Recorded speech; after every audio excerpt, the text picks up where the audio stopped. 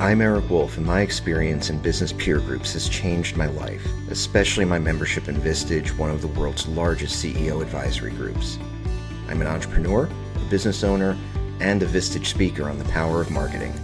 This podcast is dedicated to the people who make those experiences possible, the peer group chairs. Every episode, I interview a Vistage chair who has dedicated their time to helping entrepreneurs like me succeed. My guest today is Mr. Michael Edwards, who is joining us all the way from, well, not all the way, it's actually fairly close, Lincoln, Nebraska. Welcome. I am so glad to have you and so glad to meet you. Well, thanks, Eric. I'm glad to be here. So you have had quite a career, and I'm really looking forward to hearing about it. And you started out as a lawyer, but actually there was an interesting story about why you became a lawyer and you didn't stick to your original plan. Well, I'm a little older than a lot of chairs, and so some of these stories date me a little bit, but be that as it may, I was married to a teacher, and my undergraduate degree was in teaching. And then I learned that new teachers in Lincoln, Nebraska were going to earn under $7,000. And I thought, no, that's not going to A work. month? A month? No, a year. That's right. Year. That was when you could buy a brand new Mustang for $4,000. Oh, that's all right. That doesn't date me. Nothing does. So, well, if you didn't want to eat, you could have had a Mustang. Well, yeah. Well, we managed to eat and have a Mustang, but I didn't teach. So I worked in grocery stores and went to law school instead. And it was a good choice. Okay. So tell me about the early stages of your career. You've got quite a story, so I would love for you to tell some of that.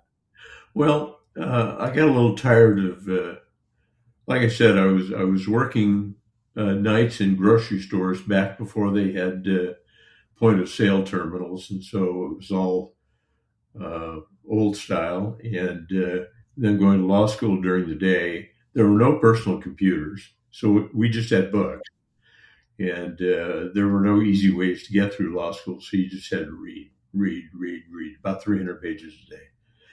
And I got a little tired of that, so I decided to try a new program the University of Nebraska Law School offered, which was get out a semester early, and 2.5 years instead of 3 years.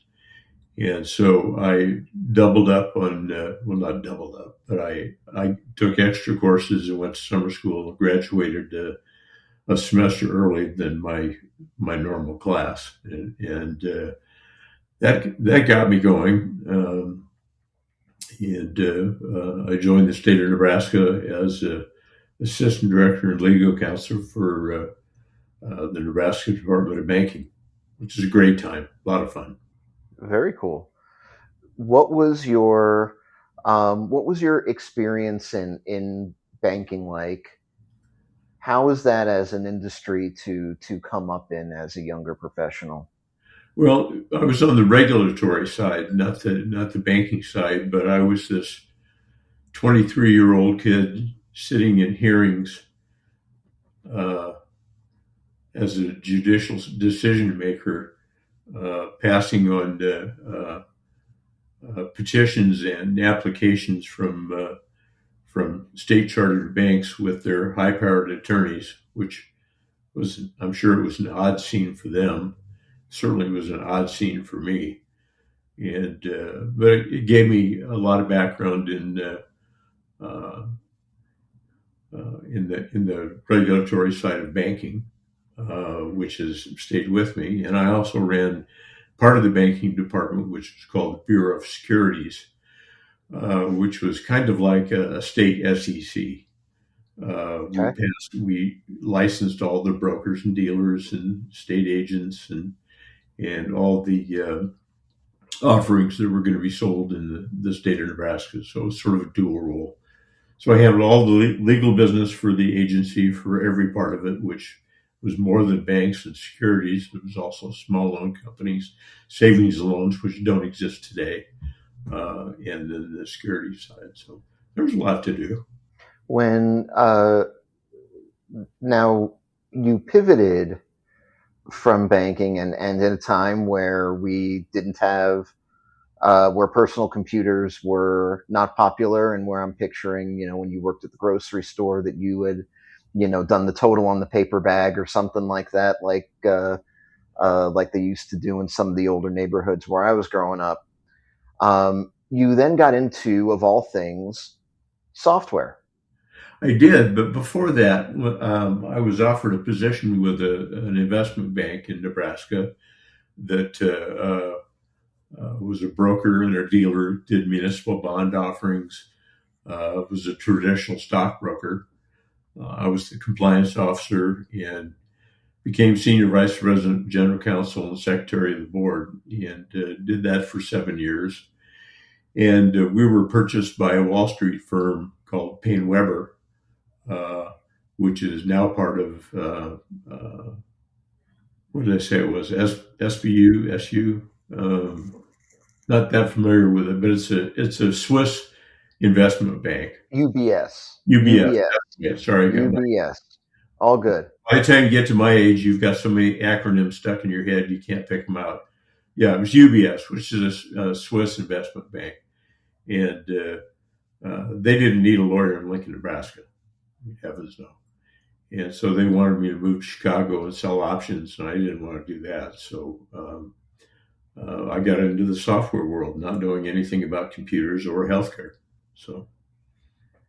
And so you were making software systems for dentists and doctors, basically. Yeah, I had a friend from high school who was a dentist who was sort of interested in computers. There were, at that time, Windows didn't exist, the Macintosh didn't exist. There were a few personal computers around, the old Apple II and the like. And we started as a hobby to do scheduling and insurance for dentists. And then the Macintosh was introduced, and we picked it to work on because we weren't smart enough to work on the others. And it just sort of went from there. It went from a hobby to a business that lasted 18 years.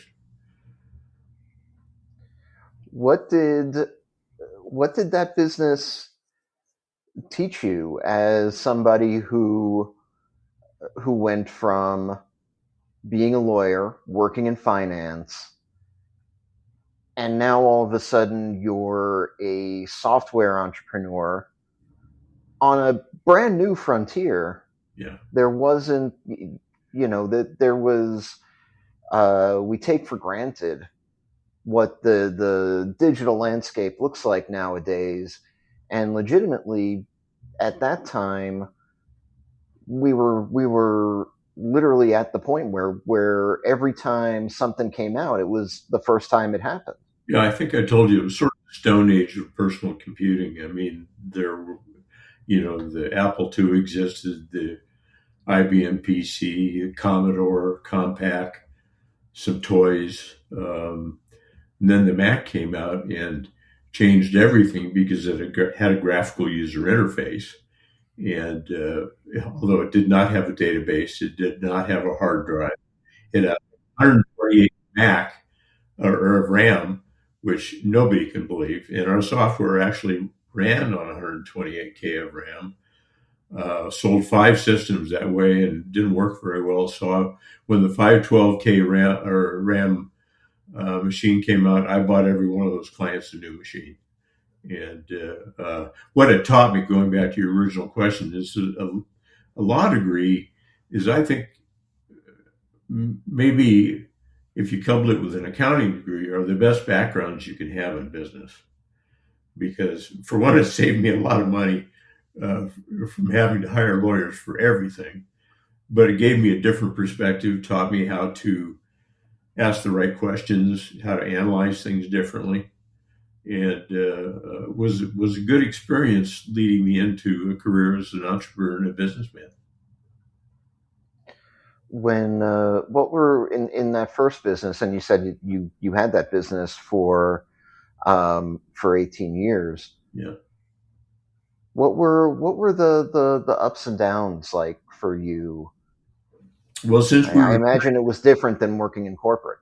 yeah, well, yeah. I mean, for one thing, it was my money. That's can best definitely be a down. Uh, you're also tied to the manufacturer of the platform that you've chosen. So when things were going well for Apple, you're doing well. When things were not going well for Apple, and that happened a lot during the Yes, 90s yes. until Steve Jobs came back. Um, uh, Apple is a company that came very, very close to not making it. yeah, at one point it lost $1 billion in a year. And so the then CEO hired Steve Jobs as a consultant, and he sort of gobbled up everything and came back as CEO.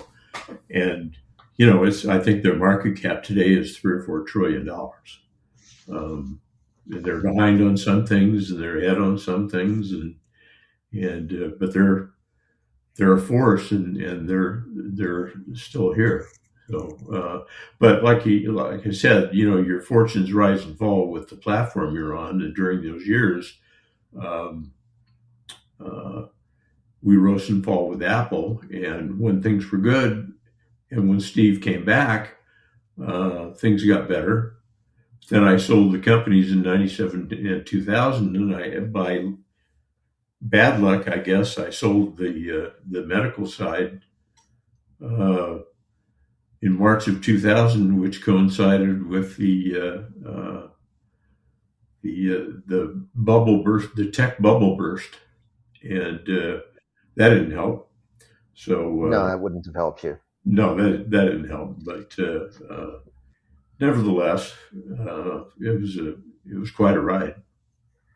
And you actually, during the ride, you got to meet Steve Jobs. What was that like? I would love to hear that story. Well, he had an interesting reputation, good and bad. When I met him, the Mac had just come out, so he was on his best uh, because he needed to a lot of software developers and sell a lot of Macs, and we had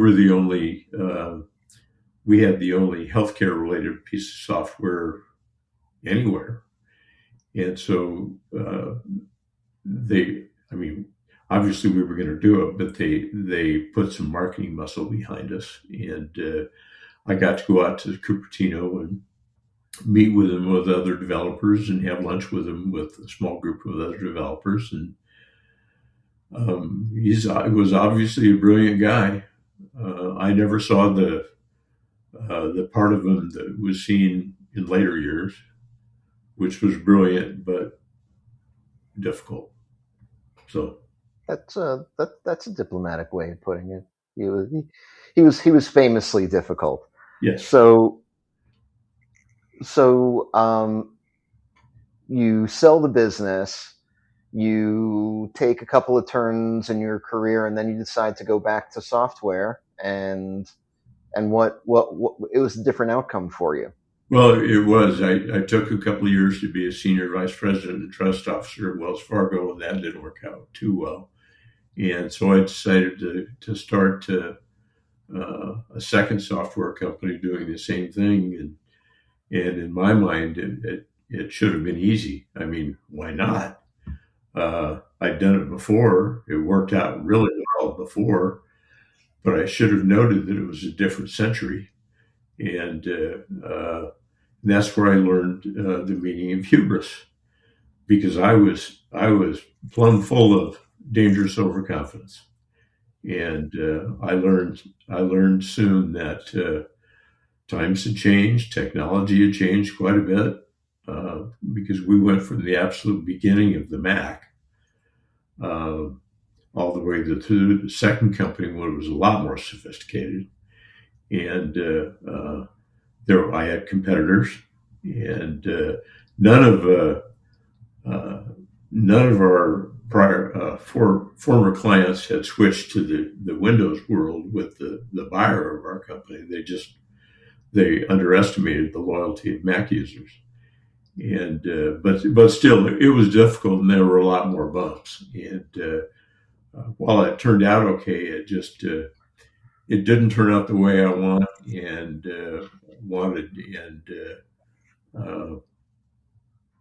I guess that's If you now, if you had the opportunity to be your own Vistage chair during that time, what advice would you have given yourself with the wisdom that you've accumulated since? if I had still started the second company, but I had a Vistage Chair and it was me. Yeah, what advice would you go back and give yourself? Uh, Hire better staff, better programmers, use a different database format. Um, Lots of technical things that I should have done differently. So how did you come to Vistage? That gives us kind of a nice segue. How did you come to Vistage? Well, I sort of went into the Neverland. I didn't know what I wanted to do. I knew I didn't want to start another company. I sort of burned myself on entrepreneurial juices and wasn't sure what I wanted to do. Remember, I wanted to be a teacher, and that had never left me. So I did a lot of things that I was curious about. I even sold cars once because I wanted to know how the dealership model worked, and I sold computers, and which was easy. And I sold large scale printing systems because they're built around computers, and that part I knew. And then COVID came along, and I retired, which I hated. But a lot of people were sort of retired because they couldn't go anywhere during COVID. But I didn't like it in any event. And then Vistage contacted me in 2020, and I'd never heard of Vistage. I'm in Nebraska. I mean, there are places like Atlanta or Los Angeles and Chicago where you can't move without tripping over a Vistage chair or a Vistage group. That's not the Midwest, and I'd never heard of it. He said they'd never had a Vistage chair in Lincoln, Nebraska, although they had 5 in Omaha, which is about 1 million people. Lincoln's 300,000. It's the capital of Nebraska. And there were a few in Iowa. Was I interested? And like any lawyer, I did my due diligence, and wasn't much I could do. I mean, Chat GPT wasn't around, so I had to do it on my own. So I just went to the website, but it seemed like a good story. And the more I get into it, the more I wish that I'd either had a Vistage group to be in going way back, or had become a Vistage chair 20 years ago. So I said, yeah, I'll give it a try.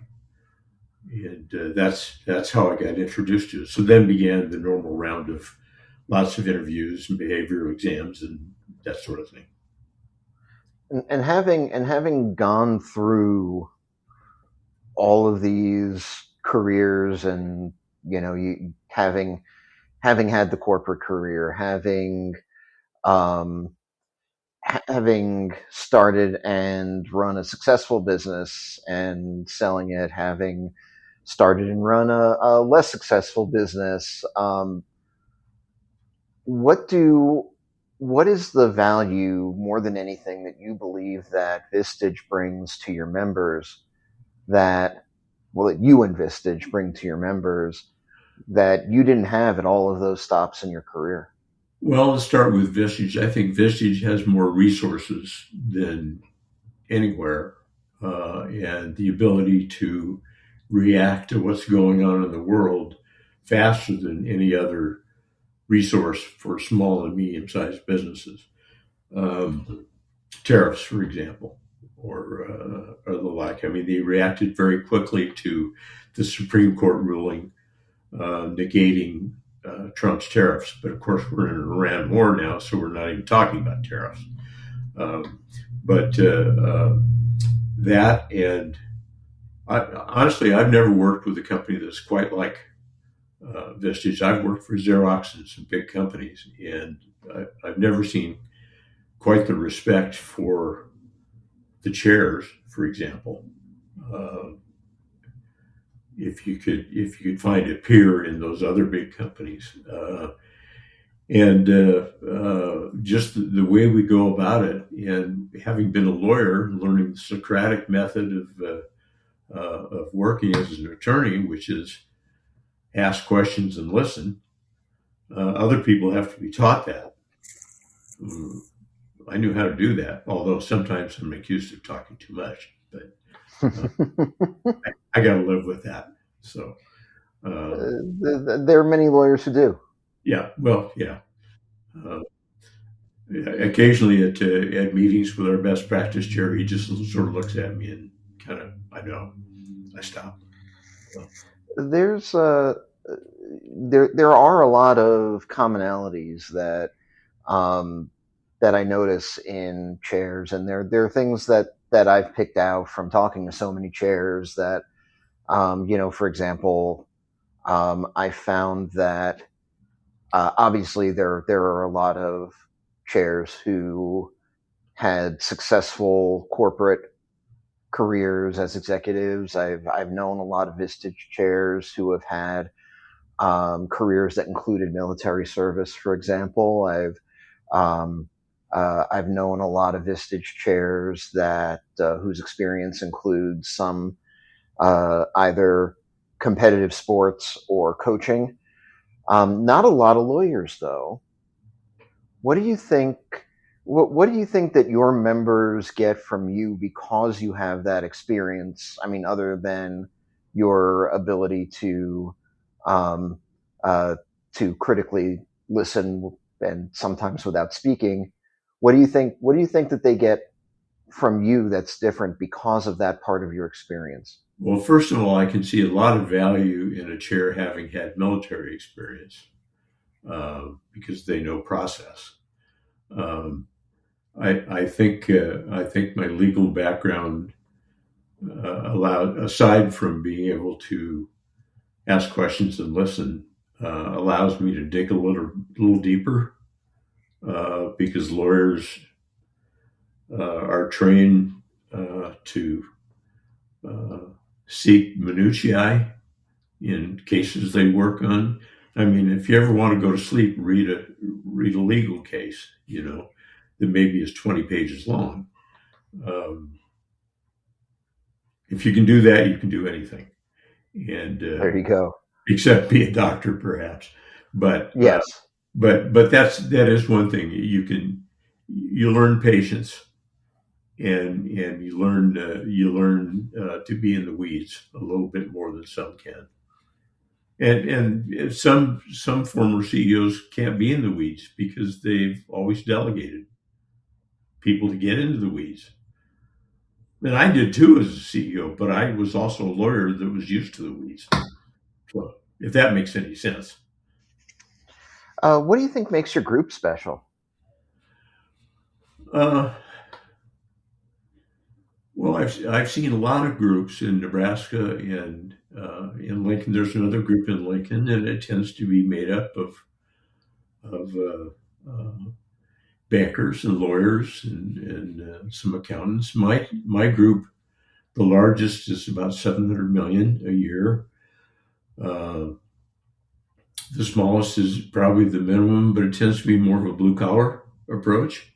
Okay. 5 of the 12 are from small towns around Lincoln. It's sort of a semicircle going from, say, 6 up to 12. And they're in small towns, and they drive pickup trucks, and one has a pet food manufacturing company, and another does raw land real estate, and that makes us different. We had get-together recently with the other CE group in Lincoln at the law firm of one of the members, and the difference wasn't that distinct, but you could tell there was a difference, and I'm kind of proud of that. I mean, I like that. I may be an attorney, but I got through college paving highways, for contractors, so I know what it's like to do both. So. What is the most important lesson that you've learned from the experience of being a chair? That you're never done. I mean, I hate to go back to that journey, not a destination bit, because it's so tired. But the reason it's so tired is because it's so true. And if it weren't so true, people wouldn't say it 50 times a day, It's true. But even my largest member finds out things from others or from speakers that he didn't know. I'm hoping that I can help my members avoid mistakes they haven't yet made. And I started with my group defining what hubris was and telling them why I knew what it meant. And they didn't really know me then, but they know me now, and so they understand what I mean. So I think it's a great lesson. I think humility is a great lesson. Well, Michael, you've been a fantastic guest. I have very much enjoyed talking to you. If folks have questions about joining your group, if you want to, if they have questions about hubris and what it's like to fly too close to the sun, what's the best way to get in touch with you? Well, there is a format for getting a hold of chairs. It's first name dot last name at vistagechair.com.